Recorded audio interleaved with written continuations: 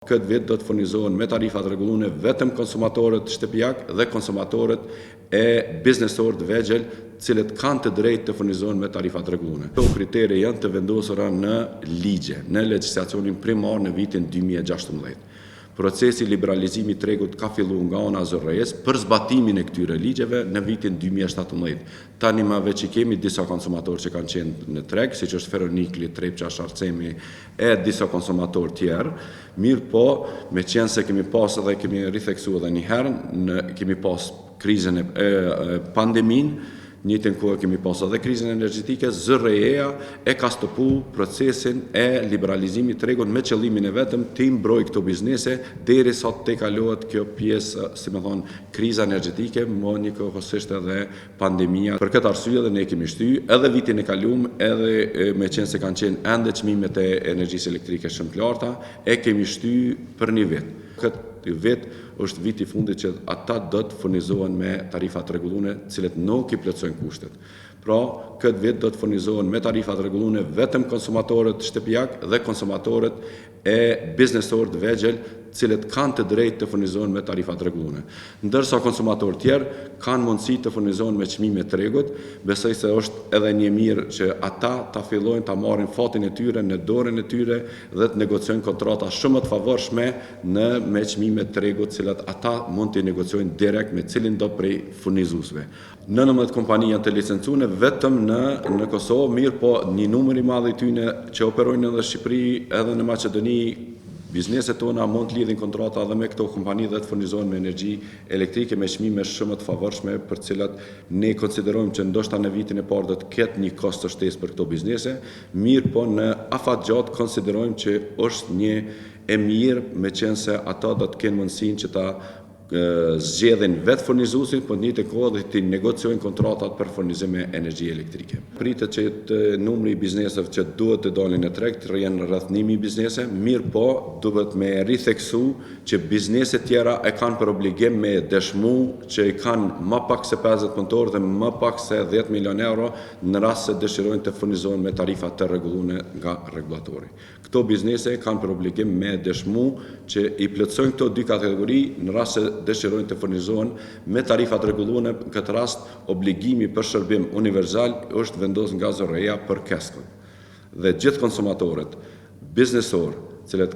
i plotësojnë këto dy kritere, duhet ta dëshmojnë para keskës që i plotësojnë këto dy kritere nëse dëshirojnë të furnizohen me tarifat rregullune. Asnjë arsye deri më tani nuk ka përshtyre të këtij afati, me qenë se ne kemi paralajmëruar edhe vitin e kaluar që afati i fundit që kur do të furnizohen me tarifat rregullune ka qenë 31 marsi. Me qëllimin e mirë për të diskutuar bashkërisht edhe me bizneset, ne kemi shtyr këtë afat deri në 1 qershor, vetëm që të japim hapësinë dhe kohë bizneset përgatiten për,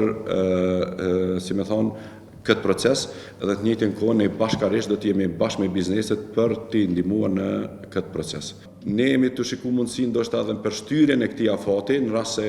një numër i madh i bizneseve nuk i kanë sjell këto dokumente, mirë po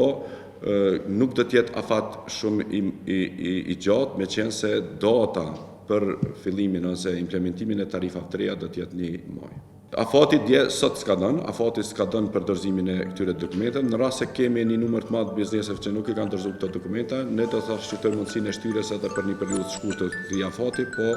këta janë të domosdoshmërisht duhet me i dorëzu dokumentat nëse dojnë me u furnizu me tarifat rregullune. Ende nuk i kemi dhënat, mirë po ne do dalim të hanën me një informat në rast se një numër i madh i bizneseve nuk i kanë dërguar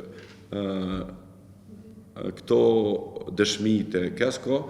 do ta konsiderojmë ndoshta edhe një afat shtesë, një javor për dorëzimin e këtyre dokumentave. Në të kundërtën ata do dalin në treg, në rast se nuk i sjellin këto dy dokumente. Po ende sipas informatave të djeshme, ende një numër i madh i bizneseve të vogla nuk i kanë sjell dëshminë që kanë të drejtë me u furnizu me tarifat rregullune. Stafi i ZRE-s i ka marrë në shqyrtim këto aplikacione, i ka shqyrtuar dhe ka dalë me një raport konsultativ ku i fton gjitha palët që deri me datën 28 shkurt t'i dorëzojnë komentet e tyre lidhur me raportin konsultativ, në mënyrë që edhe bordi i ZRE-s, po në këtë rast edhe stafi profesional i ZRE-s, t'i shqyrtojnë dhe t'i propozojnë bordit për aprovim. Në këtë propozim, ju keni pa që afërsisht, sipas këtij draft raporti, pritet që të ketë rritjet e tarifave të konsumatorit fundor rreth 15%. Faktorët kryesor që kanë ndikuar në rritjen ose propozimin për rritje të tarifave përkatësisht hyrat euro maksimale janë çmimet enorme të importit, rrjedhimisht edhe sasia e importit. Çmimi i importit i realizuar për vitin e kaluar është mbi 150 euro për megawatt orë.